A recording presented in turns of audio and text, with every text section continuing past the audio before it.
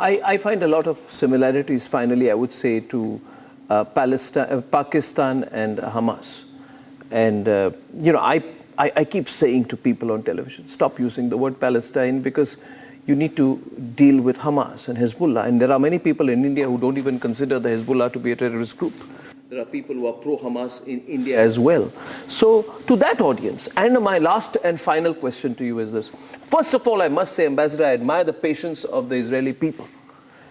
Because if we had 100 hostages taken by Pakistan, even if Pakistan were a nuclear-armed country, we would have blown them to smithereens and there would be no looking back. I think Israel has been extremely patient and has been under a great deal of international pressure and has handled the situation, it's very, very, very delicately. Having said that, how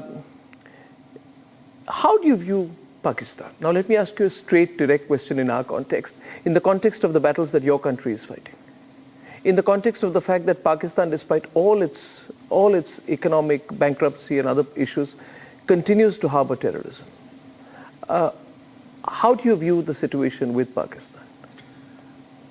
We see it as a threat. We think that any country that harbors terrorists constitutes a threat towards the region, towards the world, towards the state of Israel. So, of course, it's a very negative approach that we have. The question is, how we have a small blanket that is spread thin. And we are dealing mainly with immediate threats. The immediate threats that we have are around Israel. They are coming from Iran as well. At this point, I haven't seen Pakistan directly involved in the conflict with Israel. If they change their approach, we'll have to deal with that. But any country that harbors terrorists is a threat on international security and on the security of Israel. What is your long-term or medium-term policy towards Iran now? Well, we are determined to prevent Iran from acquiring a nuclear weapon. If it wouldn't be because of Israel and our efforts, Iran would have been a nuclear weapon many decades ago. So we remain committed to that. They're still trying. Yes. We remain committed to that. And that means that we're investing a huge amount of resources in intelligence and in military capability to make sure that Iran will never acquire nuclear weapons. Second, we are working to destroy this ring of fire that Iran has been building around us. And we had, as I said at the beginning of our interview, a lot of success in that. But it's not over. You still have the Houthis in Yemen that are firing at Israel at will. We fired back, but they haven't changed their approach. So the challenges are mounting. Israel will always have to remain focused in prioritizing. And, we are not a country that is dealing only with survival. We are about thriving.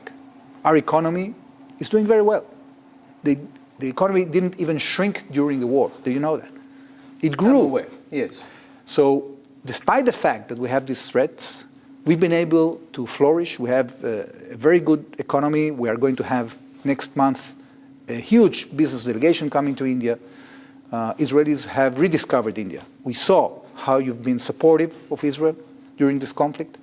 We admire India, and we want to do business with India. We want to deepen our partnership with India, both in the defense sector, in the food sector, in the high-tech sector. We want Indian infrastructure companies to come to Israel and build.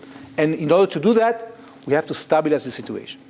We have to make sure that our achievements in the military field that have created these ceasefires, that this neutralization of military threats will continue to prevail. Yeah. If we manage to do that, then the sky is the limit. We can continue developing our country. We can continue developing our relations with India and with everybody else. Well,